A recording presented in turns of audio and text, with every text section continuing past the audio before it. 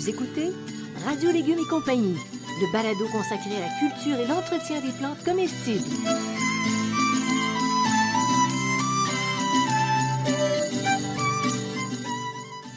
Laitue, Basilic, plantation, poivron, bleuets, pollinisation, haricots, arrosage, fraises, insectes ravageurs et maladies, concombres. fertilisation. Radio Légumes et compagnie, le balado qui vous dit tout pour cultiver et entretenir simplement les plantes comestibles de façon naturelle.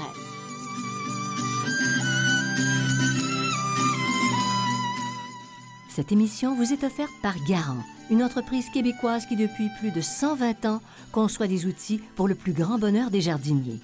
Fabricant d'outils non motorisés et d'accessoires pour le jardinage, la qualité des produits Garant est une référence aussi bien pour les particuliers que pour les professionnels. Chez Garant, la devise est « Innovation et robustesse ». Résultat, Garant vous propose des outils pratiques à haute performance qui rendront votre jardinage plus facile et encore plus agréable.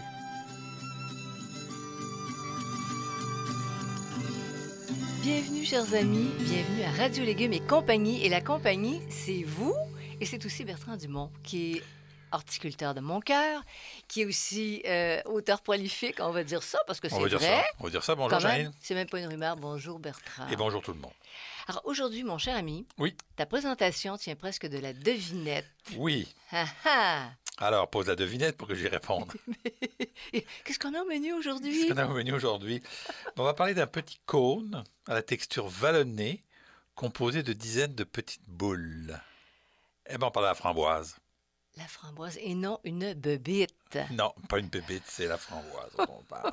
Puis, les framboises, on pense que c'est quelque chose de moderne, parce que quand on était petit, à moins d'avoir la ferme de nos grands-mères où il y avait des framboises. Des framboisiers, tu sais, Ouais. on n'avait pas longueur d'année. Alors, ça vient, c'est cultivé depuis combien de siècles, de millénaires? Des millénaires, ça fait très très C'est longtemps vrai? que c'est pas cultivé, c'est cueilli. OK, c'est la petite nuance. Là, c'est cueilli depuis des millénaires parce que c'est une plante qui est originaire d'Amérique du Nord, d'Europe et d'Asie tempérée. Il y a différentes sortes, là, mais tout ça se ressemble un petit peu. Donc, ça fait quand même plusieurs années, mais elles vont vraiment être cultivées seulement à partir du 16e siècle. Avant ça, elles sont cueillies depuis des millénaires. Donc, ça poussait tout seul. Ça poussait tout seul, les gens les cueillaient, qu'on ne les cultivait pas. Okay. Puis seulement au 16e siècle qu'on a commencé à cultiver des framboises. Parce que dans ta conception d'horticulteur, cultiver, c'est, tu mets la tête, tous les soins qu'on apporte à un C'est ça, plant ben, pour c'est qu'il clair. produise. Cultiver, c'est-à-dire qu'on va utiliser un plant qu'on va planter dans le but avoué, et dans le but très avoué, de produire des fruits, des légumes ou quoi que ce soit. Okay?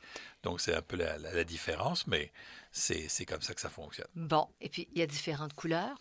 On n'est pas beaucoup témoins de ça dans les marchés, par contre. Oui, non, c'est vrai, dans les marchés, ça arrive moins. Donc, il y a du rouge foncé au rouge pâle. Donc, le rouge framboise va changer. Le rouge framboise, c'est même une couleur pour les peintres, là. C'est une couleur spécifique. Depuis quelques années, on a des jaunes aussi. OK? Et on a depuis quelques temps, un petit peu plus récemment, des noirs et des pourpres. Okay? Ça, c'est appétissant. Oui, elles sont un petit peu plus grosses et un petit peu plus fermes aussi. Elles sont un peu... des fois, on les confond avec les mûres, là, mais c'est pas des mûres, c'est des framboises. C'est des framboises. Parce que la forme est différente. La mûre est beaucoup plus pointue. Oui, plus grosse. Plus grosse Plus aussi. grosse, puis les petites boules sont beaucoup plus grosses aussi. Et jaune, as-tu déjà goûté? Oui, jaune, c'est bon aussi. Oui? Ouais, mais moi, je préfère les rouges. Ouais, on dirait que c'est plus sucré. C'est plus sucré. Juste à l'œil. Ouais, hein? Ouais. Bon, alors à partir du moment où on plante, parce qu'on veut cultiver et faut récolter... attendre 2 à 3 ans, c'est assez vite, là. 2 à 3 ans. Tu trouves, toi? Oh, ben, c'est vite parce que le plus rapide, c'est la fraise, mais après ça, un pommier, ça prend 4-5 ans. Donc, la framboise, c'est quand même un petit peu plus vite. Là. Bon, vu comme ça, c'est 2 à bon. 3 ans pour un fruitier, c'est pas rapide. Et le goût? Ben, le goût de la framboise, c'est une saveur légèrement sucrée avec une pointe d'acidité. Puis la pointe d'acidité va varier d'une variété à l'autre. Puis la pointe de la saveur sucrée va aussi varier. Donc, il y a des variétés plus sucrées, moins sucrées, plus acides, moins acides. On choisit toujours la variété qu'on préfère. La plus sucrée, en ce qui nous concerne. En ce qui nous concerne, c'est toujours Non, mais est-ce que tu peux parler de notre secret? Bien Quel gardé? secret? Ben, les marins des bois. Ah non, ça, c'est des fraises, chérie. Ah, je me suis trompée. Oh non, on est dans les framboises. Excuse-moi, mais t'es un peu dans les patates, là. OK. T'es marre des bois, c'est dans les fraises, mais c'est pas grave. Bon, OK. Reprenons la suite des événements. Framboise aujourd'hui. OK, bon, alors un peu, bon, OK. Qualité nutritive. Alors, c'est des framboises, hein? Des framboises. framboises, on va préciser. Donc, c'est un pouvoir oxydant très élevé. Il y a beaucoup d'antioxydants là-dedans. C'est une source de fibres alimentaires. Et donc, il y a aussi 5 oligo-éléments et notamment de la vitamine C. Ça, c'est intéressant. Ça, c'est intéressant. Ouais, Oui. parce que si on l'accueille dans notre jardin, On a toute la vitamine c'est C. pur. C'est 99,9% de la vitamine c'est C. ça, direct. Ouais. Bon, c'est une plante qui est exigeante. Non, pas vraiment. Non? C'est une plante qui va aller aussi bien au soleil qu'à une ombre légère. Donc, c'est intéressant pour les endroits où il y a un peu moins de soleil, dans une terre meuble, riche et bien drainée. Donc, c'est rien de compliqué. Puis, c'est une plante qui va être de zone 3, donc qu'on peut planter là presque dans tout le Québec. Puis les plants en général, ils atteignent quelle dimension? As-tu différentes variétés là-dedans? Alors, si on prend les rouges et les jaunes, là, les framboises et les jaunes, environ 1,60 m à 2 mètres de haut et environ 40 à 60 cm de large. Ça, c'est pour un plant, mais c'est un plant, il y a des plants qui dragonnent beaucoup, fait qu'ils vont devenir beaucoup plus larges, mais c'est le dragonnage qui fait ça, OK? Donc, on parle d'une distance de plantation de 1,20 m en moyenne, mais on va y revenir sur la distance de plantation. Puis en as-tu des plus petits pour des Non. petits jardins? Ben oui, il y a certaines variétés Oui. toutes petites, là, mais c'est plus des variétés qu'on va utiliser en pot à ce moment-là. Et puis, les framboisiers noirs et pourpres, là, c'est la zone 4, sont un petit peu moins rustiques. Ils font 2 à 3 mètres de haut, sont beaucoup plus hauts. 1 à 2 mètres de large, sont beaucoup plus larges. Et donc, on a une distance de plantation d'environ 1,60 m. Là, 1,60 m, ça commence à être du 6-7 pieds. Là, ça commence à être pas mal large. Là. Ça, c'est plus difficile à gérer, par contre, en ville. Oui, en ville, c'est plus difficile à Oui, gérer. hein. Oui. Mais on va y revenir, mais on peut les palisser aussi. Bon. Ah, OK. On attend donc les informations. Oui. Est-ce que c'est facile, finalement, à cultiver? C'est facile à cultiver, oui, parce que c'est auto-fertile. Donc, un plant va suffire. Vous n'avez pas besoin de 2 plants avec les framboises, comme dans certaines autres. Il faut savoir, par exemple, que certaines tiges sont vigoureuses, sont épineuses et sont drageonnantes. Bon, alors, donc, pour les enfants, c'est moins intéressant. Donc, il faut essayer de trouver des variétés qui sont moins drageonnantes parce que des fois, ça prend toute la place puis ça devient embêtant. Et puis, il y a des variétés qui ne sont pas épineuses aussi, ou assez peu épineuses. Hein. Comment tu luttes contre les drageons? Que tu les arraches. Tout simplement, Ouais, puis tout tu peux simplement. conserver ton plant combien d'années? Oh, un plant de framboisier, ça peut se garder 10-15 ans. Là. Même si tu l'empêches de drageonner puis de se développer. Là. Absolument. OK.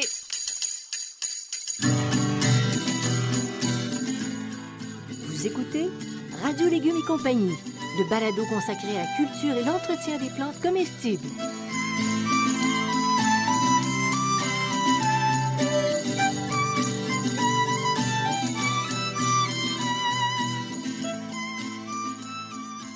Récoltez le maximum de votre espace. C'est ce que vous propose le tout nouveau jardin modulaire de Garant. Composé de plusieurs bacs modulaires au design moderne, le jardin modulaire est idéal pour la culture sur balcon. Développé par Garant, d'un assemblage facile et sans outils requis, il permet de créer un jardin spécifiquement adapté à votre espace. Plantez-y des légumes et des fleurs et profitez de la belle saison. À l'automne, vous pouvez tout simplement replier le jardin modulaire et le ranger facilement. En vente dans tous les bons centres jardins.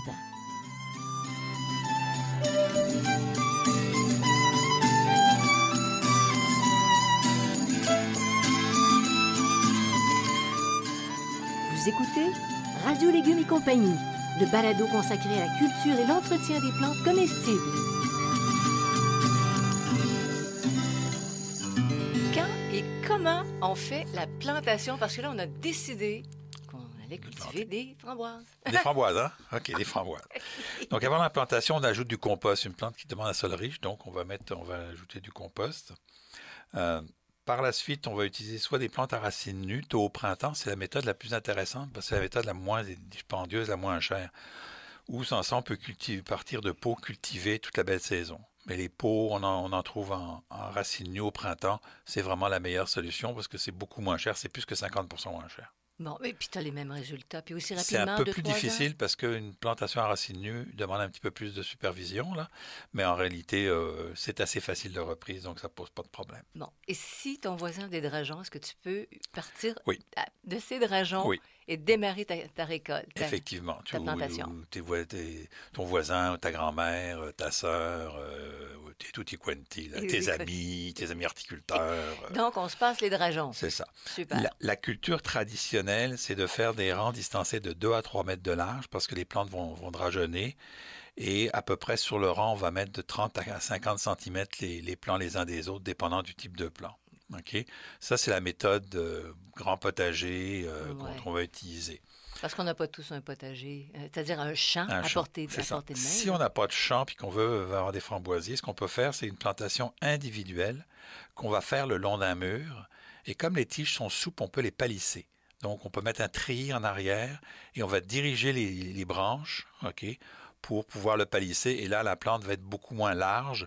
On va contrôler les drageons pour pas qu'ils prennent dans tout le jardin. On va contrôler les drageons, puis là, on va avoir une petite récolte. On n'aura pas une grosse récolte, mais c'est une bonne méthode de le faire. Puis tu le mets sur le mur le plus chaud.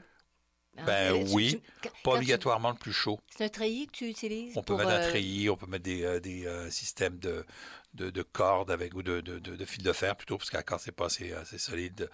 Un système de fil de fer, tout ce qui peut permettre de palisser. On n'est pas obligé de prendre la partie la plus chaude, parce que la partie la plus chaude, on peut peut-être la garder pour les pêches chez les abricotiers, des choses comme ça. Tant qu'à être ambitieux. Tant qu'à être ambitieux, on peut le faire avec donc ça. Et donc, la partie importante, c'est qu'il ne faut pas que ça manque d'eau la première année.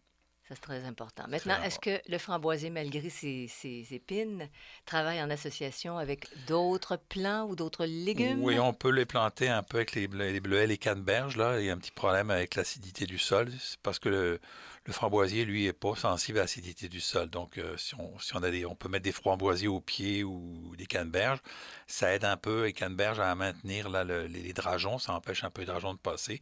Ou encore, on peut utiliser du raisin, là. Donc, on peut mettre ça à côté du raisin, ça ne pose pas de problème. Ça n'a pas les mêmes maladies. Ça n'a pas les mêmes maladies. Parfait. Puis ça ne demande pas non plus un sol aussi acide que. Non, c'est indifférent à l'acidité du sol, le framboisier. Mais tu peux le mettre avec des bleuets qui, eux, ont besoin. Oui. Fait que ça ne le dérange pas. C'est ça. Parfait. L'entretien, maintenant. Parce que là, il faut passer au travail. Ben, on l'a planté, là. On l'a planté. L'entretien, c'est assez simple. On va revenir avec la taille un petit peu plus tard, mais l'entretien, c'est simple. Okay? Une fois par an, on épand du compost ou de l'engrais naturel au pied de la plante. Avec ça, on en a assez. On désherbe régulièrement, surtout les premières années. On ne se laisse pas envahir par les herbes non désirables, on va le dire comme ça. Oui. La bonne méthode, c'est d'utiliser un paillis. On utilise un paillis, on va réduire la présence des herbes indésirables et on va aussi réduire la présence un petit peu des drageons.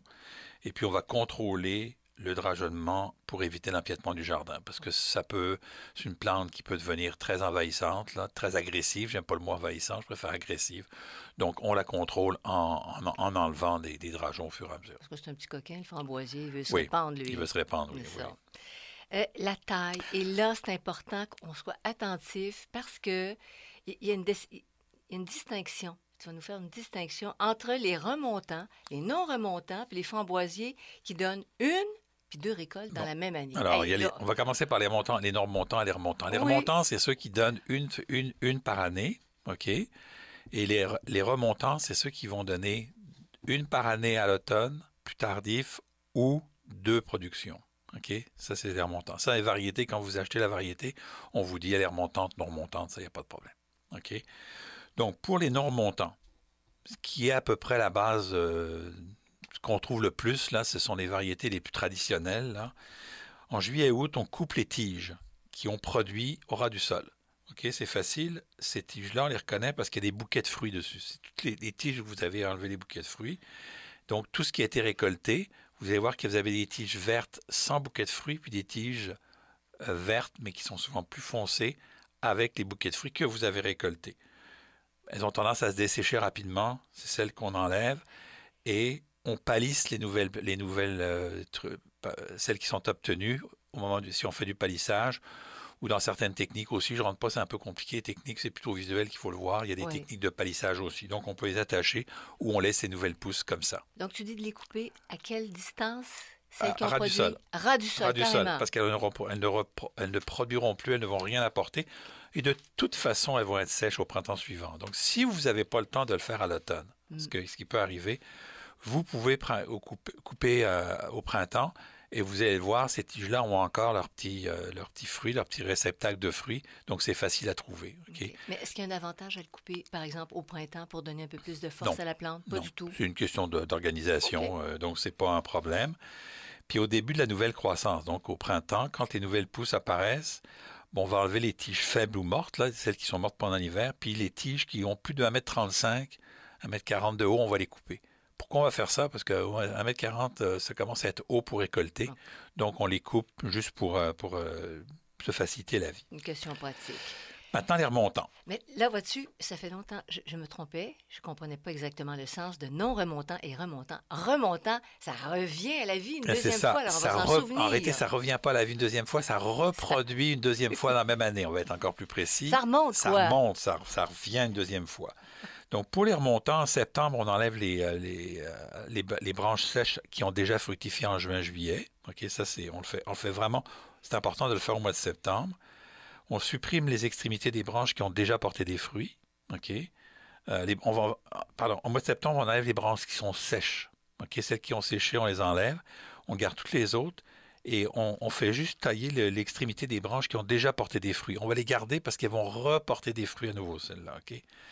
Et si on a une seule fructification tardive, on rabat les plants au sol. Okay? Ceux qui sont tardifs, là, on va rabattre au pied directement du sol. Ils vont remonter, puis ils vont parfois faire 2 productions aussi, ou une production. C'est un peu compliqué, là. C'est pour ça que vous les déplacez dans remontant. Remontant, c'est ça. Puis parce que des fois, ils vont faire une production au printemps, puis une petite production, une production à l'automne. Ça dépend un petit peu. Là, c'est pas tout le monde. Fait qu'il faut se tester un petit peu, il faut voir un peu. De récolte, on réattache les tiges qui ont fructifié au fur et à mesure, où elles se déchèchent, et on les laisse jusqu'à l'automne. Contrairement aux non-remontants, on peut tailler au printemps. On peut tailler, pas au printemps, après la production de fruits.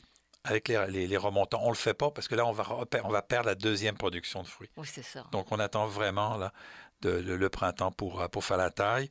Et donc, on élimine les branches qui sont faibles, abîmées ou mortes. C'est toujours la même chose. C'est quoi? C'est un beau défi. Oui, c'est un beau défi d'avoir une belle récolte, puis en comprenant quoi faire. Mais pour les non-remontants, c'est facile. Vous coupez les tiges qui ont fructifié, c'est facile. Pour les remontants, j'ai bien dit pour les non-remontants. Pour les remontants, regardez un peu ce que va vous suggérer l'étiquette quand vous les achetez, parce qu'il y a des petites différences dans les remontants. Ils ne sont pas tous pareils, là. C'est des variétés qui sont assez récentes, donc lisez bien ce qu'ils vous disent de faire là, et demandez conseil dans vos jardineries, là, parce que là, vous avez des spécialistes, des horticulteurs qui savent de quoi ils parlent. Bravo. Bertrand, on sert l'armada. Il y a des ennemis. Oui, il y a quelques ennemis. Donc, il y a le pire, c'est l'anneleur du framboisier. C'est assez particulier, là, parce que le bout de la tige tombe. OK? On voit, le bout de la tige tombe. Pourquoi? Tout simplement, il fait un petit anneau. Donc, on supprime les tiges qui sont flétries environ 15 cm. C'est uniquement les tiges fructifères qui sont attaquées. 15 cm en dessous de la partie attaquée. Je dis bien 15 cm parce que si vous le coupez juste en dessous, l'insecte peut encore descendre. Donc, il faut laisser un bon 15-20 cm.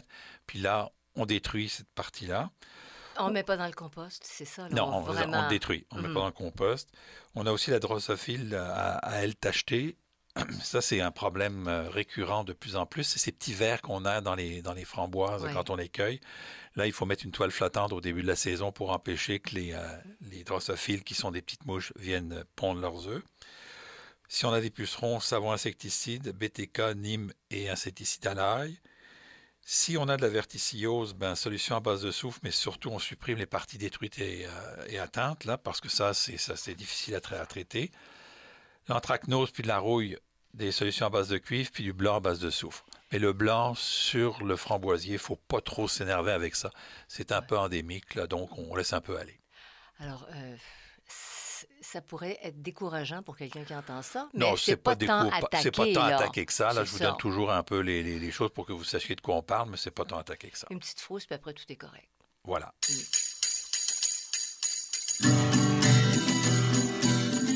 Vous écoutez Radio Légumes et compagnie, le balado consacré à la culture et l'entretien des plantes comestibles.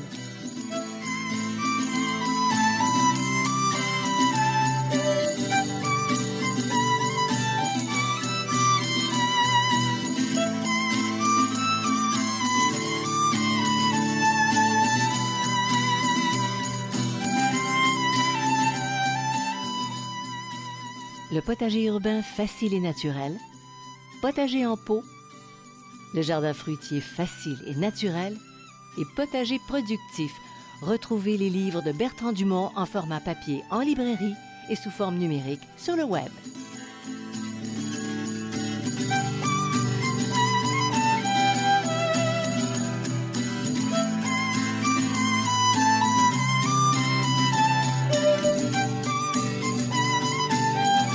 Vous écoutez Radio Légumes et compagnie, le balado consacré à la culture et l'entretien des plantes comestibles.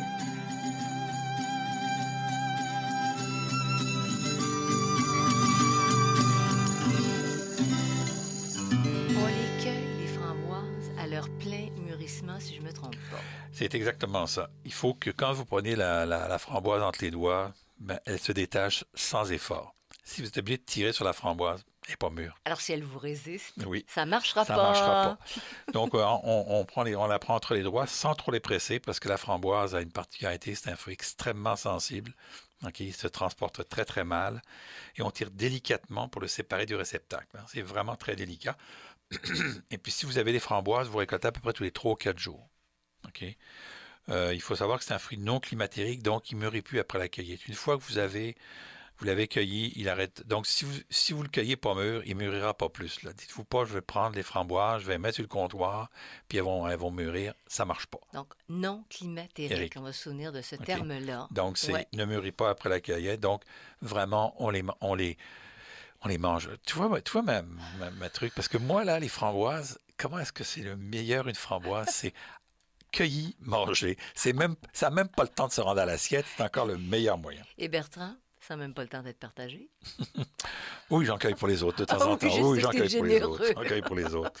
Arrête là. Puis à quel moment de journée, quand c'est mieux? Milieu et fin de journée, quand ils sont gorgés de soleil, là, quand ils sont vraiment chaudes, là, donc c'est sûr que si vous faites de l'autocueillette pour aller chercher vos framboises, là, c'est pas bon pour vous, mais c'est bon pour les framboises.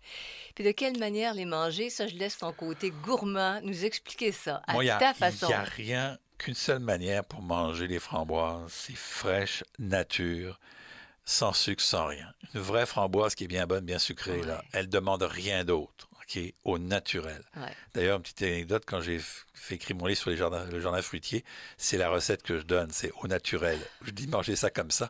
Fait que mon éditrice, elle dit, t'es-tu sérieux? Je dis oui, je suis très sérieux, c'est comme ça qu'on mange. Mais quand elles sont mûres. Quand elles sont c'est mûres, ça, quand elles sont parce que parfaites, là. T'as sont pas parfaites. d'acidité, t'as moins d'acidité. Alors, si vous voulez vraiment, vous pouvez les mettre en tarte, vous pouvez faire des coulis, il n'y a pas de problème. Vous pouvez aussi les congeler ou faire des confitures. Mais il reste quand C'est quasiment même. de la peine. Mais quasiment. Oui, ça, Ben c'est oui. pour l'hiver, là. Mais vraiment, là, nature, cueillie, nature, manger, c'est Ça, vraiment c'est le summum. summum. Les pourpres et les noires, elles, sont rarement consommées fraîches. Elles sont un peu plus acides. Donc, on va les utiliser en tarte, en coulis, en dessert, en boisson frappée. On peut aussi les congeler, puis en faire des confitures, puis des compotes. Là, ça vaut la peine. Là, ça vaut la peine, oui. On sacrifie pas le goût extraordinaire de la framboise. Mais une framboise, cueillie, mangée, c'est le bonheur, paradis total. Oui, monsieur, je suis Mais on peut d'accord. toujours le partager parce qu'on veut toujours en cueillir une et la donner à sa conjointe. Oui, mais tu sais, il y en a une qui est plus belle que l'autre, puis Seigneur. Non, elles sont toutes. Quand elles sont mûres, elles sont Mûres. toutes belles. Alors voilà qui complète cette folie sur la framboise. Mon Dieu, qu'on a le goût d'en manger. C'est fou. Alors je vous invite à nous suivre. Vous allez sur la page radiolégumes.com. Vous pouvez vous inscrire à l'infolette. Vous allez rester comme ça informé de toutes les parutions. Vous pouvez vous permettre d'écouter tous les balados qu'on a fait Oui. avant aujourd'hui parce qu'on commence à avoir une bonne banque. Toujours gratuit, toujours 24 heures sur 24, toujours 7 jours semaine. Même en insomnie. Même en insomnie, même en pandémie, n'importe quoi. On remercie nos commanditaires, Garant, Xavier Gervais-Dumont pour la musique, Charles Gervais-Dumont pour le support technique. En fait, on pourrait dire que c'est des frères, pour une fois. Oui. Bertrand, Puis merci beaucoup. C'est mes fils pour une autre fois. Alors, une bonne semaine. En tout cas, portez-vous bien. À la prochaine balado. Salut Bertrand. À la prochaine, merci. Bye.